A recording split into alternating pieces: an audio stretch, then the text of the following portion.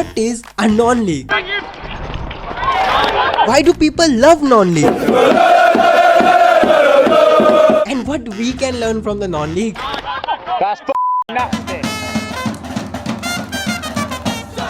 Let me give you the context before I start. England is the hub of football. You will find legendary football players, elite football clubs, historic football stadiums, and some overexcited football fans. My spidey senses tell me this is gonna get tasty. The reason they have such a nice support for the game is the quality of football played in this country. You see, England has a broad footballing setup. There are not only 2 or 3 major leagues in this country, but English football pyramid is divided into 9 different tiers or the steps. The first step is obviously the Premier League. The second one is the Championship. The third one is the League 1. Then comes the League 2. And below League 2, everything that happens is known as the non-league. Now, non-league is by far the most competitive league in English football. It's like a land full of mud that keeps on sucking the clubs until a rich businessman or a really good manager pulls them out of it. You see, the English football pyramid is really deep. The more down the club falls, the more competition it faces. For example, the 6th tier of English football is divided into 2 divisions with 24 teams on each side. 24 teams each sides equal 48 teams competing in the 6th tier. This number only increases the deeper you go into the pyramid.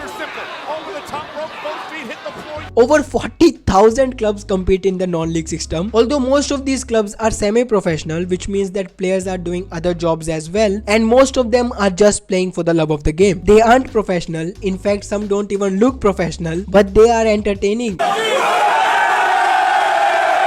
Football is unique in England. It's not like in India or USA where half of the population doesn't even care about the sport. I'm sorry, but I don't have much idea about Indian football. Can't stand soccer. I think that it's the least talented sport on earth. The least talented sport on earth. Fans in England literally love their clubs. The average attendance of a non-league game in 2023 was 3,500, and this number only increases for clubs like Oldham Athletic, where the average was around 7,000, and Chesterfield, where this number rises to 7,500. 8 clubs in the step 3 of non-league football, listen to this again, 8 clubs in the step 3 of non-league football were averaging 1,000 visitors every single game. 1,000 people watching the 3rd tier of non-league football.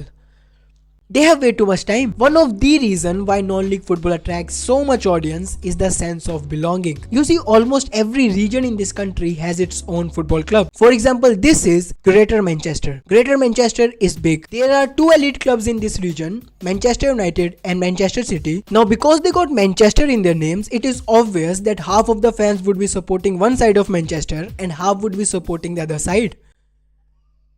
Manchester is big. There are 6 professional teams in Greater Manchester and over 110 semi-professional teams which are participating in different levels of English football. So fans are not only divided into the 2 so-called big clubs, but also divided into supporting all these local clubs as well. It's like they niche down to a point where the stadium comes in front of their house. Supporting a non-league club allow locals to build a community and have that feeling that these are their players and they are playing for their town. Do you know what? It's not just about the football club, it's the community. Fans are allowed to move freely on the ground. They are allowed to have discussion with the coaches and the players, which ultimately help them build that connection with their clubs. This kind of connection is impossible to build with elite clubs like Liverpool or Manchester United. We have a connection. For example, the connection that I have with my local team is way more than what I have with the football club that I support. Simply because locals allow you to come closer to the game. Another reason why this connection between fans and the clubs is so strong is the kind of players playing in these leagues. Players playing in non-league do not have skills like Lionel Messi or Cristiano Ronaldo. They are normal individuals who either had dream of becoming professional someday or were just not good enough. Most of the players playing in non-league are from the academies of top English clubs who failed to break into elite football. However, there are exceptions such as Jordan Pickford, who used to play in non-league until 2013, Dan Burns, Kevin Phillips, and most famous of all, Jamie Vardy, who won the Golden Boot and the Premier League despite playing non-league football entire his life. The English system is so well organized that even in non-league there are so many young players who are capable of making big someday. Most of the non-English players playing in these leagues are actually good enough to play for their national teams. So non-league might not be professional, but it is competitive. That's what fans love to watch. It's probably the friendliest competitive football competition in the world. The best thing that I found while doing the research of this video is that non-league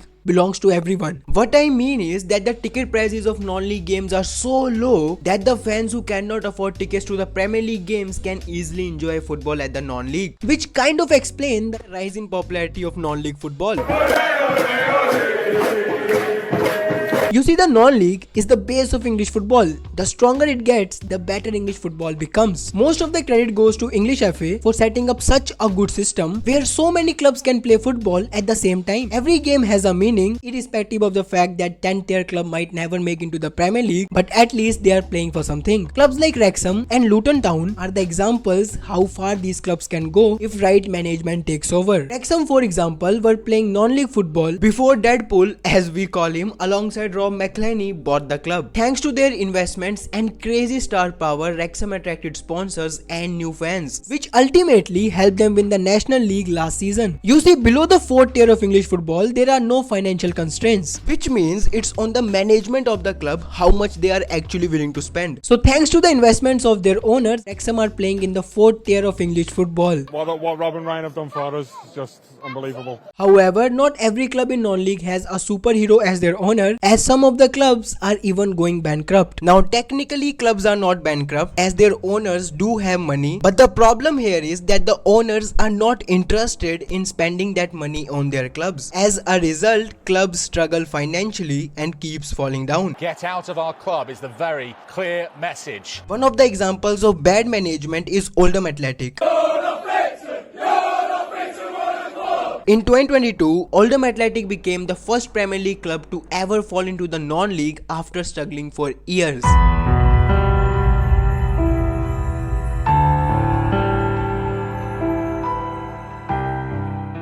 But this again shows how good this English football system is, as the pyramid itself represents the hope that every club can reach the top or fall to the bottom through the promotion or the relegation. This is something that every country where football is not growing should copy. India does have this kind of system, although it's not that deep, whereas USA doesn't even have one. You see, if the federation want to improve football in the country, they have to develop a well-organized system that focuses on grassroots, development of players, number of competitive teams, and number of grounds where football can actually be played. Most importantly, this system should not only be on paper like we have, but should be implemented on the ground as well so that players can play and improve. No player in the world would be the players today without the football club and its community. It's the basis for everything.